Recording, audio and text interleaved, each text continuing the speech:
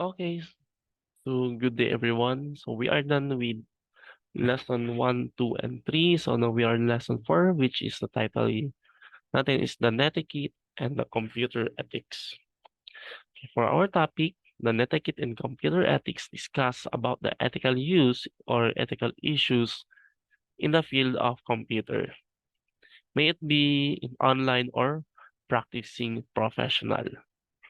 Okay, for our objectives, first, we discuss the importance of being a responsible netizen rather, by following the rule of common courtesy, online and informal, rules of the road of cyberspace. Next, discuss the difference between the privacy and security. Explain the various risks to internet privacy. Okay, question here, what is netiquette? Okay, so that is netiquette. So it is the network etiquette, networks, and so forth. So it means the form required by good breeding or prescribed by authority to be required in social or official life. In other words, etiquette is a set of rules for behaving properly online. So netiquette or the netiquette or the netiquette or network etiquette is concerned with proper way to communicate in an online environment. Consider the following rules adopted from Virginia Shay's The Core Rules of Etiquette whenever you communicate in virtual world. Okay? So, when you use email or sample, gamit tayo ng Instagram. So, we do there, anong ginagawa natin? Video calls, discuss sa forums, discussion boards, posts, and so on and so forth. So, to communicate with others online, no? Please be sure to follow the rule of professional online communication known as netiquette. So this rule will help you communicate with instructor, classmates, and potential employer natin in future, no? More effectively, and it will prevent misunderstanding. Okay? So next, these are those things to remember. So these are the golden rule or ito yung golden rule natin sa netiquette. First, even though you may interact with computer screen, you are communicating with a real person who will react to your message. Remember guys, what you act on social media, it will appear yung kung ano ka sa what we call this in real world, no? Take note, remember you are talking with real person also kahit nasa nasa social media kayo or in the what we call this on internet or so yeah. Next is make a good impression. Treat others with the same respect that you would like to receive and avoid confrontation and offensive language. Also, to help convey meaning when creating messages, it is sometimes acceptable to include appropriate emoticons, symbol, such as smiley face. However, for professional communication, this would be inappropriate.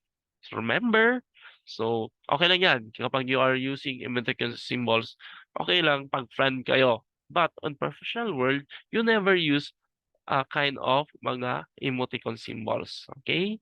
Next. Yeah. Sana yan. Okay. This will be our technological infographics. So, what will be to avoid? Ano ba yung gagawin natin sa ating what call this, social media or the website or on network. No? So, communicating effectively in college and business environment requires the use of correct terminology. Okay, for example, spelling and also the grammar. Okay, that can be easily used and understand. For example, yung use of your. So, yung iba sa atin, ginagamit you at saka are lang. In professional word, it must be complete Y-O-U-R. So, first here we have ito, avoid slang, acronyms, and text talks. Okay? Typing an entire message using all capital letter is known as, yeah, nag-i-scream ka or galit ka, no? Gano'n yung, emphasize nun. So, it is really distracting in general, no? Generally sa frowned upon a professional environment, oo. It is better siguro if we do this one instead of capitalizing to emphasize. It is better to draw, emphasize to select word, no? Or for example, gawa tayo ng phrases. Yung word na yon, if you are sending italic na, it's either we will do it in a bold letter, italic, or we will use a different color for that. Okay?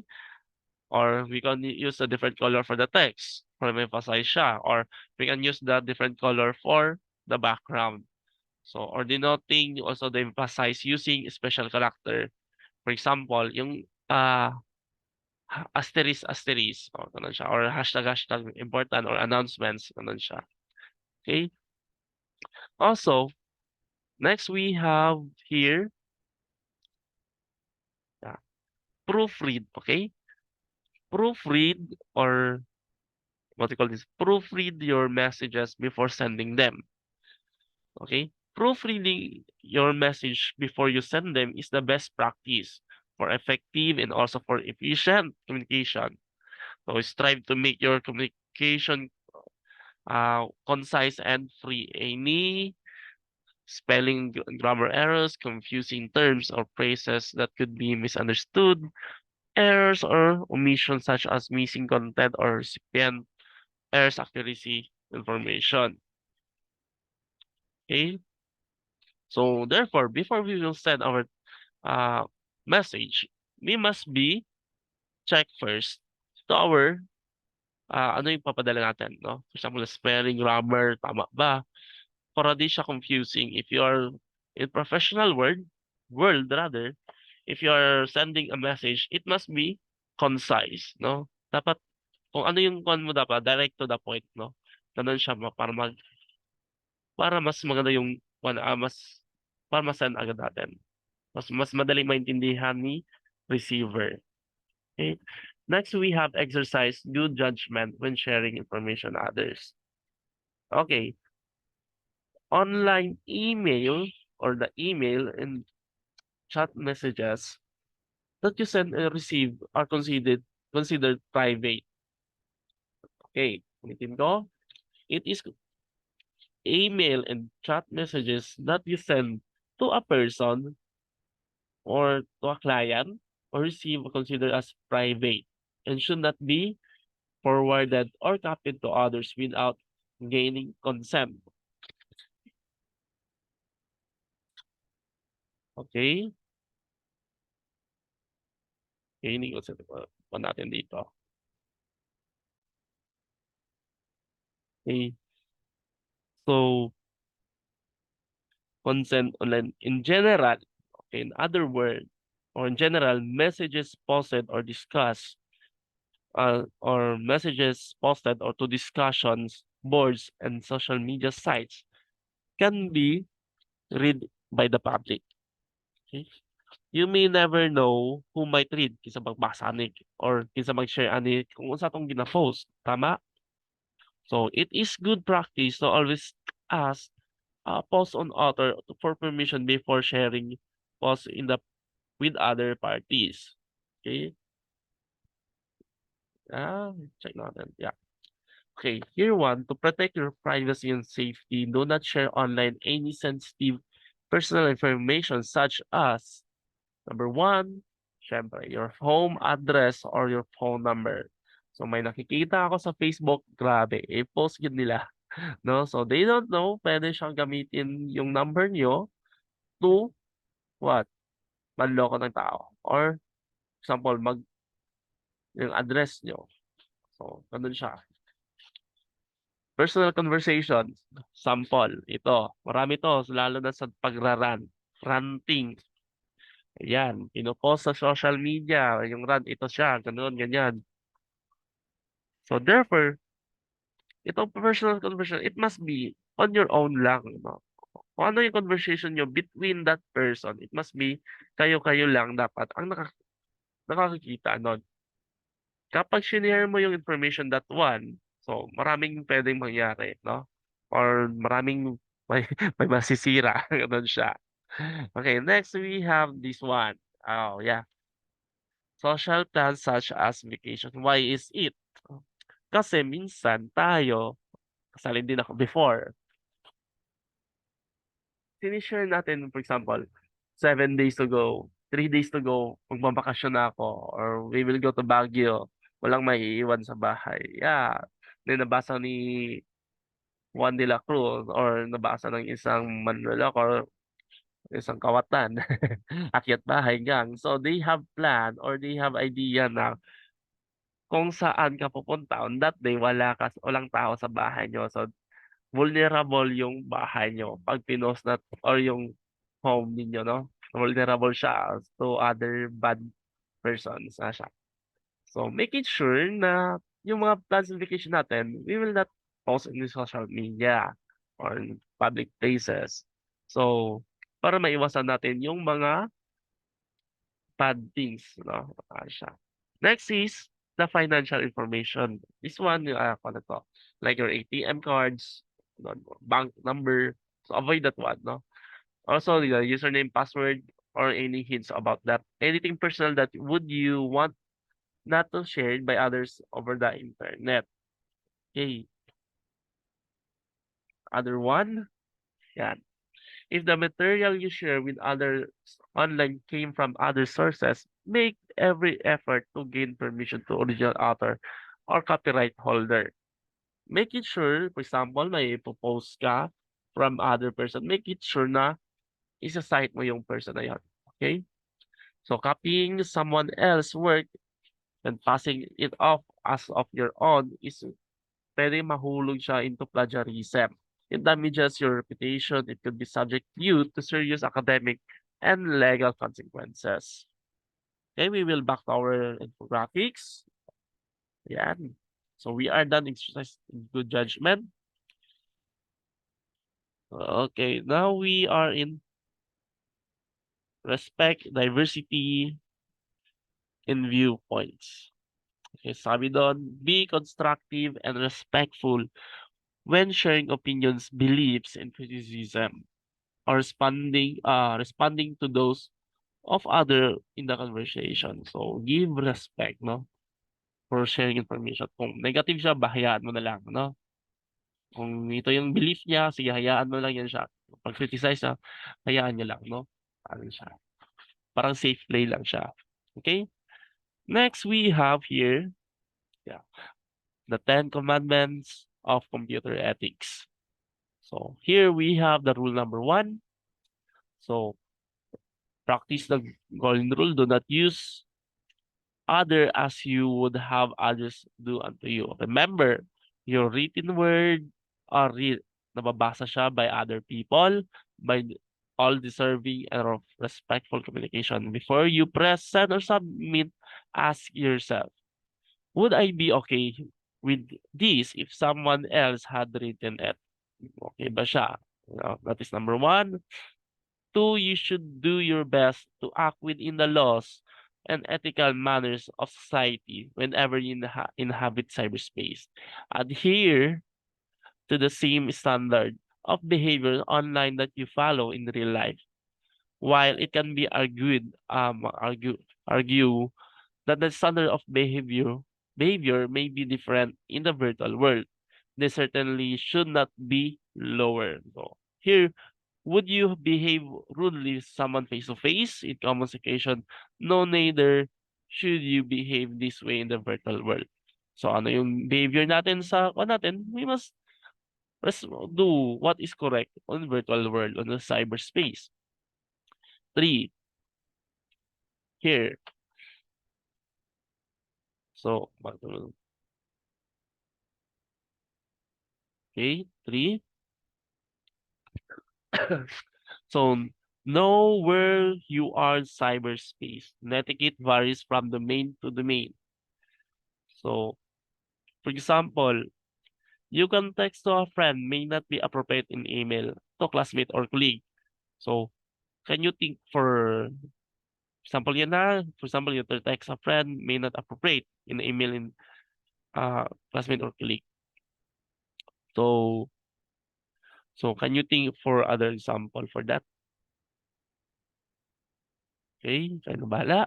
So rule number 4, respect other people's time and bandwidth. Electronic communication takes time. Ito, most people today lead busy life, right? Siyempre sa trabaho, sa study, sa work, sa opisina, sa school, no? Just like you do, tulad din sa'yo, and don't have time to read or respond to emails and discussion of calls. As a virtual world communicator, you and me, it is responsibility it is your responsibility to make sure that the time is spent reading your word isn't wasted. Hindi siya sayang, no? Make sure your written communication meaningful and to the point without extra news, text, or superfluous graphics or attachments that make take forever to download. Siya. Next, we have here rule number 5. Yeah, one of the best things, make yourself look good online writing. So, basahin niyo siya. So, yan. You'll, one best things about the virtual world is lack of judgment associated with physical appearance, sound of your voice, or the clothes you wear. Unless you post a video yourself singing karaoke in a clown outfit. Ano siya, no? So, pangit siya tanahon. So, make it sure yung ano yung kuha natin is appropriate talaga siya, no? Okay. You you will be judged, no, actually by quality of your writing. So keep the following tips in mind. Always check always check for spelling, grammar errors. Know what you're talking about, and also state and state it clearly. Be pleasant and polite.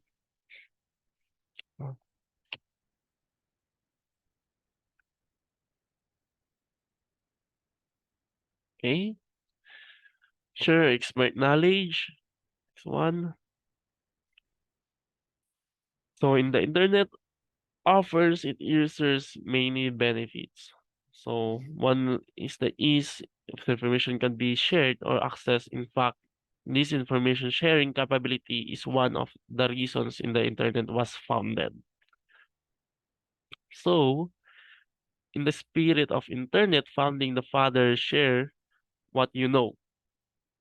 Founding father share what you know when you post question or receive intelligent answer. Okay, share the result with others. Are you expert on something? Post resources, references about your subject matters. Ganun siya. Recently expanded your knowledge about the subject might be interest to others. Share that as well. No? Share what you know. Ganun siya. So 7, help keep flame wars under control. So what is mean by flaming and flame wars? Anyone? Sige. Ganito siya. So, flaming and flame wars. Flaming, when they say flame, is what people do when they express a strong held opinion without holding back any emotion. Diba yung parang galit ng galit? Ano siya? Parang suko kayo siya, negative kayo siya. Toxic kayo siya. Ano siya? According to Shea, 1994, an example of uh, think of kind passionate comments you might read on smart blog usually. Sport blog no, like dula ba? Dula sa basketball or any type of sports. So like yeah, basketball in any kind of sport, lalo na boxing, no? So mga kung mabasa niyo sa comment, kung mapildi na gani siya ang kuwan nato pambato na to. Ala gidaya niya nga nadagantay mga reasoning, right? So while flaming naman, when say flaming is not necessarily forbidden in virtual world communication flame wars. So when two or three people exchange angry posts uh, between one other, it must be controlled with it must be controlled. It must we will must control that one, no? Um, the camaraderie of the group would be compromised. Okay? Don't feed the flames. Never wag ay na pag gamay naging kalayo dong hanggang manimog ay na siya dungag-dungagan, no? You must be extinguish them. Palungon dapat imo diretso. So, by guiding the discussion back to more productive direction instead of, 'di ba, if kagubot na gani, yapil pa gid ka, so di siya mahuman. Ah, Instead, you will give your good opinion na siya. Di na ka magkuhan og other cause to make it more flame, no? Magkuhan siya. Gera na pod sa internet. Next, yan. Okay. Rule number 8, respect other people's privacy. So, excuse me, what do you think would happen if this information go into wrong hands? For example, personal account nimo, Facebook nimo. Ay, so for example, your communication with him or her, nag-share siya sa iyang kwan, sa iyang hinanakit sa imo to i-share nimo sa ubang people. So, what do you think would happen if this information got into the wrong hands? No? So, syempre, the embarrassment, the hurt of feelings, minsan ma-loss of job. So, depending on what you are reading in the virtual world, be it an online class discussion forum, Facebook page, or an email, you must be exposed to someone private or personal information that needs to be handled with care. Okay? Perhaps someone is sharing some medical news above a loved one or discussing situation work. What do you think about would happen if this information makagawas? For example, na siya usually sa HIV, na siya, no? Or for example, information nimo about your bank, ano siya. So got into the wrong hands, mato siya. So syempre, may tabo na, siya ma-embarrass, ma-hurt ang feeling, kung ba na makakuha ng trabaho. So just as you expect others to respect your privacy. So should you respect the privacy of others, be sure um to err on the side of cautions when deciding to discuss or not to discuss virtual communication. Okay? Okay, last two, don't abuse your power. Okay? Just like a face-to-face situation. Okay. Uh, we all know there are people in the cyberspace who are more power than others, right? For example, mga vloggers, more kung sila, daming followers. So they have more expertise in technology or they have years in experience in particular skills or subject matter. Okay, maybe it is you or it's you who possess all his knowledge and power. Remember, knowing you more than others do, or more having powers can be others to those that give you right to take advantage of anyone. See, so way back thing again to rule number 1. Remember the human, tao din sila. Yeah, you are talking a person siya.